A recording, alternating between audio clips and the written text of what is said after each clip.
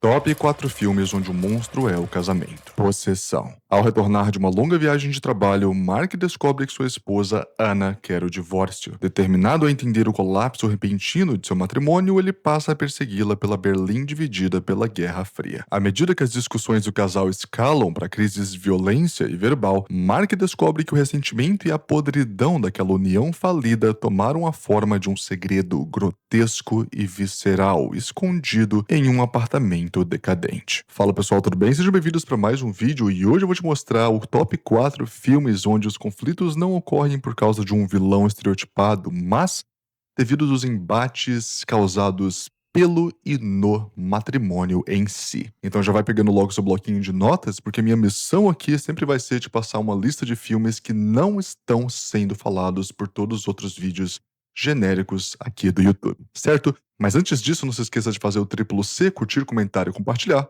E vamos pro vídeo. Ainda falando de possessão, esse filme foi dirigido por esse cara cujo nome tá aparecendo aí na tela e eu não sei pronunciar. Mas, apesar de ter elementos de horror sobrenatural, ele é muito mais sobre o divórcio doloroso do diretor. Então, não ache que só porque se trata de casamento vem coisa leve aí não. Esse filme foi classificado como proibido no Reino Unido durante os anos 80, tendo sua distribuição e exibição banida no país por anos devido ao conteúdo pesado. Sem dar spoilers, tem uma cena específica, inclusive, em que a atriz Isabel Adjani tem um surto histérico violento em um metrô, e a própria atriz disse posteriormente que levou anos para se recuperar psicologicamente daquela produção, declarando que nunca mais aceitaria um papel parecido na carreira. Se você quiser assistir esse filme, pode alugar ele no Prime Video e a nota no IMDb é 7.2. Quem tem medo de Virginia Woolf? Um professor de história frustrado e a impetuosa filha do diretor da escola vivem um casamento sufocante alimentado pelo álcool e por mágoas do passado. Na calada da noite, eles convidam um jovem casal recém-chegado à universidade para tomar alguns drinks em sua sala de estar.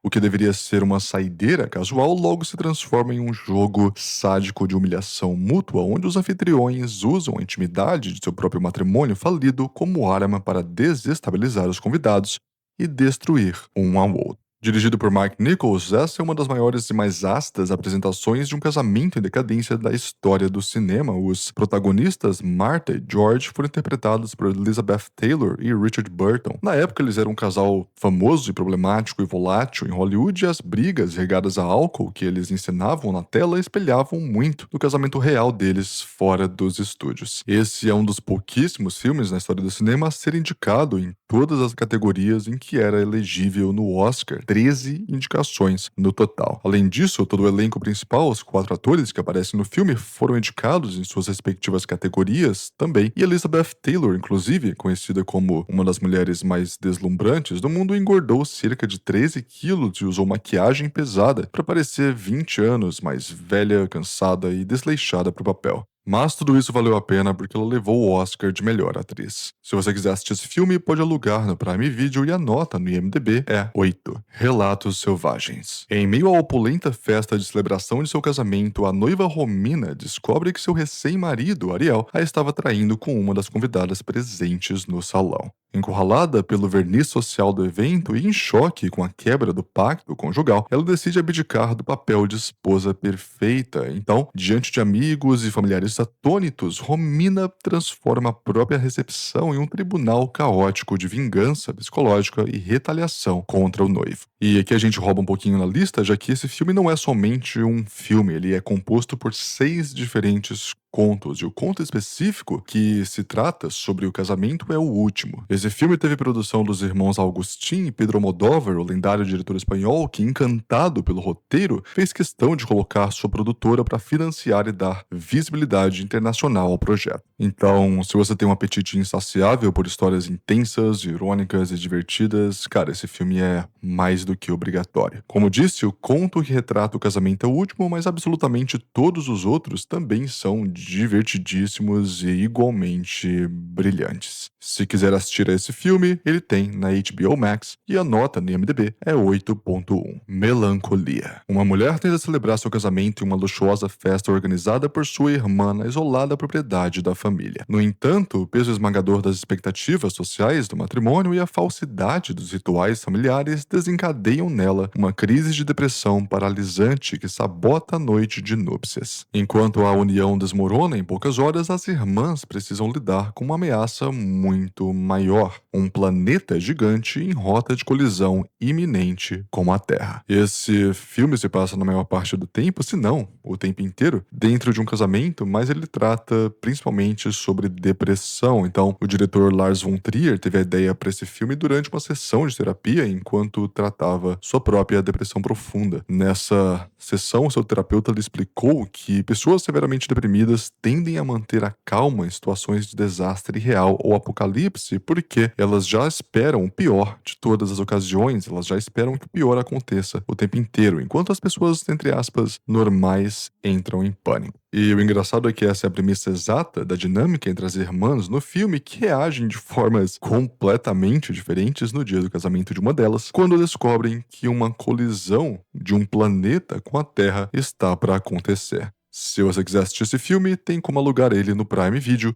e a nota do IMDb é 7.1. E agora algumas recomendações extras que eu deixei para o final do vídeo, porque elas são um pouco mais conhecidas do grande público, mas não deixam de ser ótimos filmes. Então, vamos lá. O drama. Há poucos dias do casamento de seus sonhos, um casal apaixonado vê os preparativos da cerimônia se transformarem em um suspense claustrofóbico. Quando revelações avassaladoras sobre o passado de um deles vêm à tona, a base de confiança que sustentava a união é estilhaçada. O conflito central coloca o futuro matrimônio em xeque, arrastando ambos para um campo minado de desconfiança e jogos de aparências às vésperas de subirem ao altar. Se quiser assistir esse filme, não tem como, porque ele ainda não tem previsão de entrar nos streamings. A gente vai ter que esperar vocês, na verdade. E a nota no IMDb é 7.2. Garota exemplar. No dia de seu 5º aniversário de casamento, Nick June chega em casa e descobre que sua esposa, Amy, desapareceu misteriosamente. Conforme a investigação policial avança sob os holofotes da mídia, os segredos ocultos da rotina doméstica do casal começam a ser expostos. Por trás da fachada da união perfeita revela-se uma sombria guerra psicológica de ressentimento e manipulação mútua. Para assistir esse filme, você pode acessar o Prime Video e a nota no IMDb é 8.1. E por fim nós temos História de um Casamento. Charlie, um diretor de teatro, e Nicole, uma atriz, decidem colocar um fim ao seu matrimônio após anos de frustrações profissionais e o esmagamento de suas individualidades pela rotina a dois. Embora ainda exista carinho entre eles, o processo do divórcio amigável sai do controle quando advogados agressivos assumem o caso. Se você quiser assistir esse filme, ele está na Netflix e a nota no IMDb é 7.9. Cara, sem sombra de dúvida, se eu tivesse que eleger um desses que eu mais gosto, em minha opinião pessoal, não sobre técnica cinematográfica ou afins, mas na minha opinião pessoal, definitivamente eu diria O Drama, com a Zendaya e o Robert Pattinson. Esse é um filme que ele só tem, acho que, nota de 7.1, 7.2 no IMDb, mas eu sou um fiel advogado de que definitivamente deveria ser bem mais alta essa nota, porque eu assisti ele no cinema e eu simplesmente pirei, eu achei simples. Eu amo quando a gente tá saturado de ver mais do mesmo over and over again nas salas de cinema e simplesmente algo que soa novo e fresh aparece e toma todo mundo de desprevenido, sabe? E esse filme com certeza causou isso em mim. Ele não tem a premissa mais extraordinariamente original do mundo, mas não existe isso, não existe originalidade mais. Nunca existiu, na verdade. Tudo é uma cópia de uma cópia de uma cópia, e não tô citando o Clube da Luta.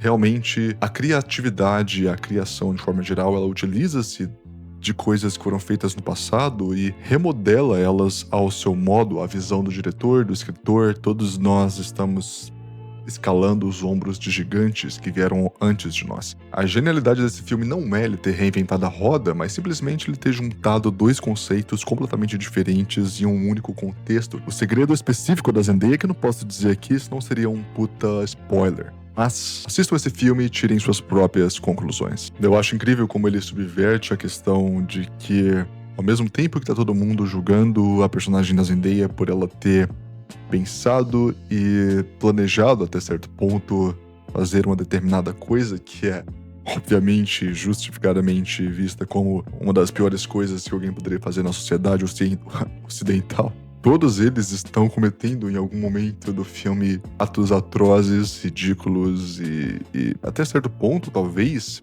para alguns, porque isso pode ser subjetivo, tão reprováveis quanto, né? Mas eles pegam ela para Cristo para algo que ela nem mesmo chegou a fazer. Mas enfim. Então é isso, pessoal. Obrigado novamente pela audiência. Vamos ficando por aqui, mas não se esqueçam de duas coisas. Primeiro, temos vídeos agora toda terça e sexta. E segundo, não se esqueçam de fazer o triplo C, curtir, comentar e compartilhar. E indicação de livro, como eu sempre faço no final dos vídeos, Foi Apenas um Sonho, de Richard Yates. Escrito em 61, a obra retrata a desilusão de um jovem casal chamado Frank e April, que tentam fugir da monotonia e das convenções sociais da vida nos subúrbios americanos da década de 50. Certo, pessoal? Obrigado mais uma vez pela audiência e até logo. Falou!